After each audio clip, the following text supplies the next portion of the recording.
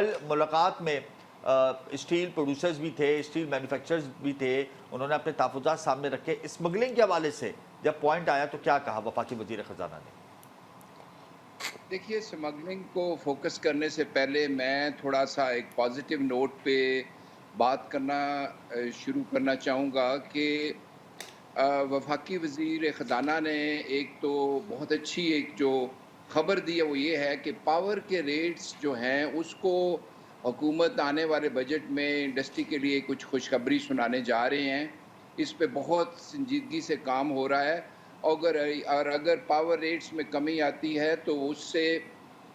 میں یہ سمجھتا ہوں کہ اسٹیل سیکٹر کو اس کا سانس بحال ہو سکے گا. تو اس کا ہماری دعا بھی ہے کہ حکومت اس چیز کو آگے عملی جامہ پہ نہ آ سکے. اور ریگارڈنگ اسمگلنگ، دیکھیے اس وقت ہمیں جو اسمگلنگ میں حکومت نے کافی اس پہ کمی کی ہے اور اچھا افیکٹولی روکا ہے. اس وقت جو ہمیں سب سے بڑا چیلنج ہے وہ ہے کہ جو پاکستان میں لوکل سکریپ ہے، جو کہ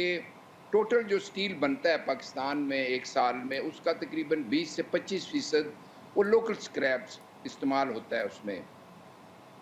اور وہ سیکٹر مکمل ٹیکس نیٹ سے باہر ہے. ہم صحیح. نے اپنا پروپوزل میں ہمارا سب سے بڑا پروپوزل حکومت کے ساتھ یہ تھا کہ آپ ان کو ڈاکومنٹ کریں. اس کے لیے حکومت میں سمجھتا ہوں کوشش کر رہی ہے. اگر وہ ڈاکومنٹ ہوتا ہے تو حکومت کو ایٹ لیسٹ 40-50 ارب روپے ریونیو جو لاس ہو رہا ہے وہ ایک تو وہ ملنا شروع ہو جائے گا، اور سیکنڈلی یہ سیکٹر ڈاکومنٹ اس میں آ جائے گا، ڈاکومنٹیشن میں آ جائے گا. صحیح. تو اس میں پاکستان ایسوسی ایشن آف لارج اسٹیل پروڈیوسرز حکومت کو بھی ہیلپ کرنے کی کوشش کر رہی ہے. اور اس سے میں سمجھتا ہوں کہ یہ سب سے بڑا سروائیول کو تھریٹ ہے اس وقت. یہ جو اس میں چوری ہوتی ہے، میں اس کو ڈاکہ کہوں گا، جو حکومت کے ریونیو پہ ہو رہا ہے. اور اس میں مزے کی بات یہ ہے کہ ہم حکومت سے زیادہ ایکٹیو ہیں کہ حکومت یہ ریونیو حاصل کرے اور ساری انڈسٹری کو لیول پلینگ فیلڈ ملے، اور اس میں فیک انوائسز اور فلائنگ انوائسز کا جو ایک دھندا ہے وہ تاکہ اس سے ختم ہو سکے. اچھا واجد صاحب، آپ نے کہا کہ اسمگلنگ میں کمی آئی ہے. 1 سے 1.5 ماہ قبل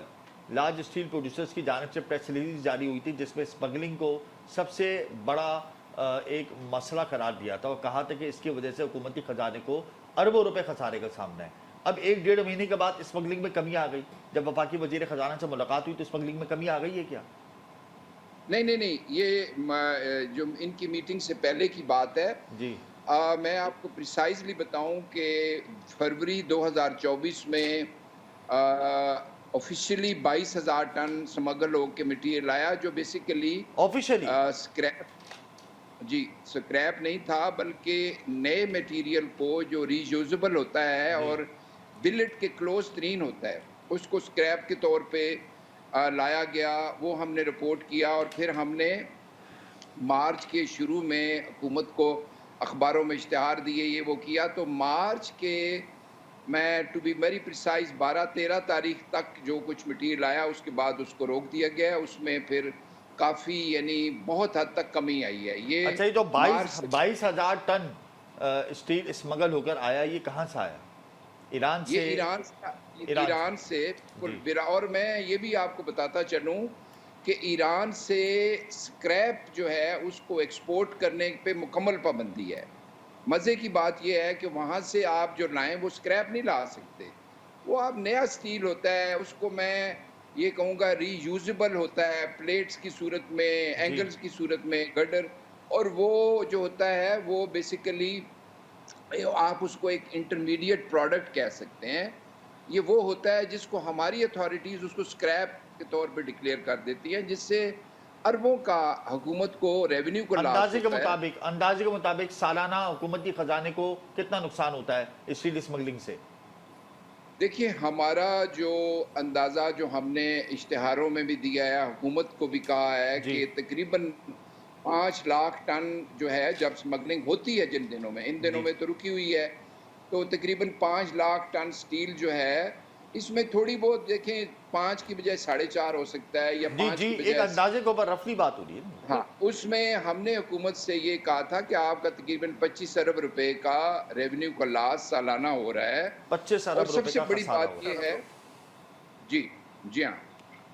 تو جب آپ نے یہ فیگر سامنے رکھا وفاقی وزیر خزانہ کے سامنے تو انہوں نے کہا ہے کہ وہ مستقبل میں اسمگلنگ کے روک تھام کے لیے کچھ پالیسی لے کر آئیں گے یا کچھ انہوں نے پلان شیئر کیا آپ لوگوں سے ٹیکس کے علاوہ اسمگلنگ کو لے کر؟ دیکھیے کل ہمارا اسمگلنگ پہ فوکس اس وجہ سے نہیں تھا دیکھیں آج جب اچھا، ہم فوکس ہی نہیں کیا کل آپ لوگوں نے، صحیح ہے۔ ہم نے فوکس اس وجہ سے نہیں کیا کہ ہم جس پہ حکومت نے ایک میئر لے لیا ہے اس کو دوبارہ اس کو غیر ضروری ہم نے اس کو سمجھا بلکہ جو ہمارا سب سے بڑا ایشو تھا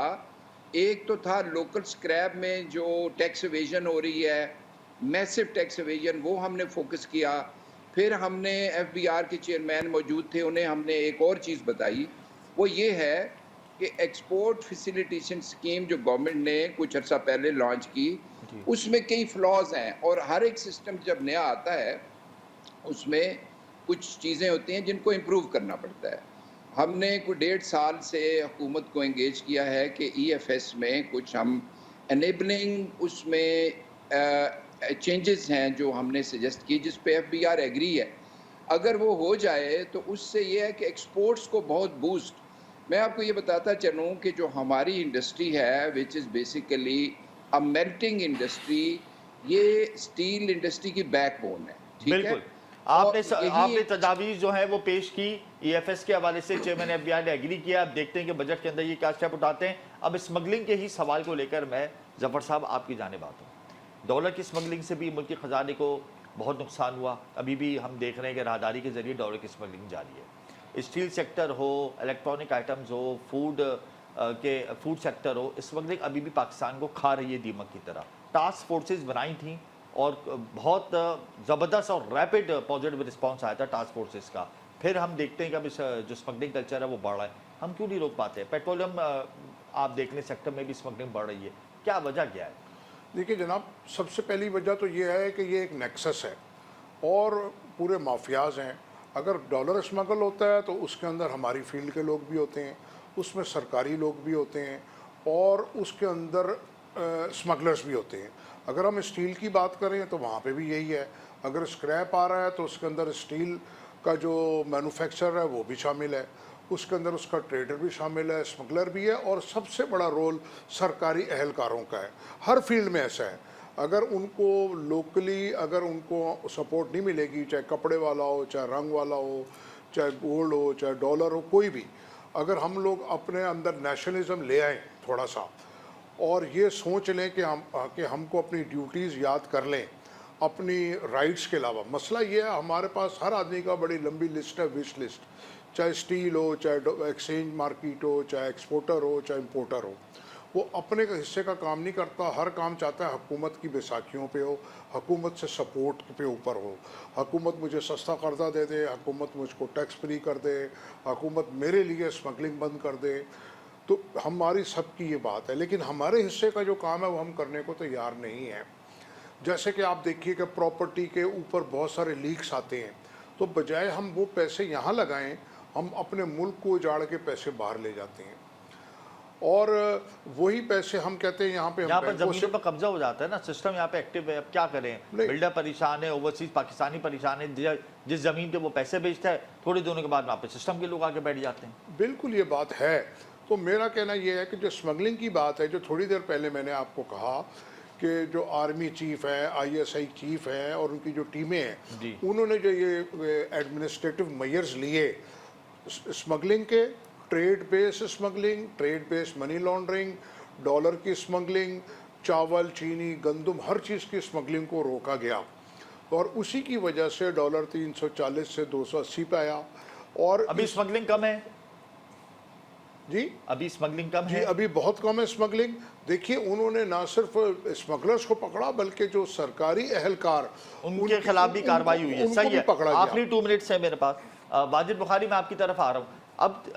بارٹر ٹریڈ سسٹم ہمارے ملک میں ہے بارٹر ٹریڈ کے ذریعہ ہم ایران اور افغانستان سے ٹریڈ کر رہے ہیں وہ اس کا ریشو بہت کم ہے لیکن بہرحال ہو رہی ہے تو کیا بارڈر ٹریڈ کا فارمولا اپلائی ہو سکتا ہے اسٹیل سیکٹر پر؟ کیا ہم اس سے فائدہ اٹھا سکتے ہیں، خواہ ایران سے کریں، افغانستان سے کریں؟ نہیں اٹھا سکتے۔ دیکھیے وہ چیزیں جو پاکستان میں پروڈیوس ہوتی ہیں،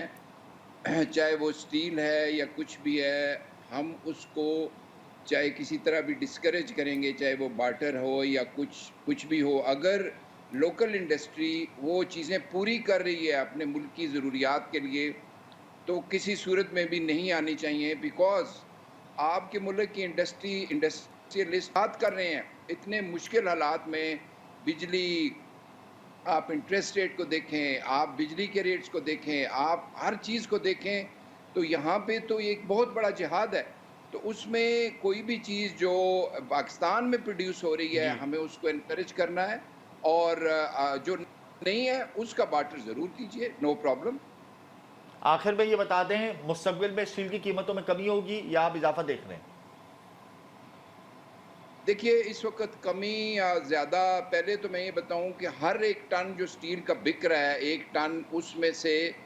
ہر کمپنی کوئی 10,000، کوئی 15,000، کوئی 20,000، کوئی 30,000 پلے سے نقصان کر کے بیچ رہی ہے۔ میں یہ آپ کو بہت ذمہ داری سے بات کر رہا ہوں، اس کی وجہ یہ ہے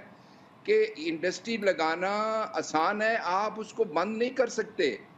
بند آپ بالکل بھی، تو وہ اس وقت تو یہ حالت ہے، ہماری جو اس وقت سوچ ہے کہ آپ کے ملک کی انڈسٹری بچ جائے، لوگوں کے جابز بچ جائیں۔ میں آپ کو بتاؤں یعنی مزید لیڈنگ کم ہو سکتی ہے کیونکہ ڈیمانڈ اینڈ سپلائی کا ایشو آ گیا مستقبل میں، ایسا ہی ہے؟ دیکھیے اگر جس طرح ابھی ڈیمانڈ ہے، ابھی سب سے کم ڈیمانڈ ہے، اس طرح کی لو ڈیمانڈ پچھلے یعنی 10-15 سالوں میں کبھی بھی نہیں ہوئی، کبھی بھی نہیں اور ہوئی، اگر بہت لو ڈیمانڈ پہ اس وقت اسٹیل انڈسٹری آ گئی ہے۔ بہت شکریہ واجد بخاری، آپ نے اب تک قیمتی وقت دیا۔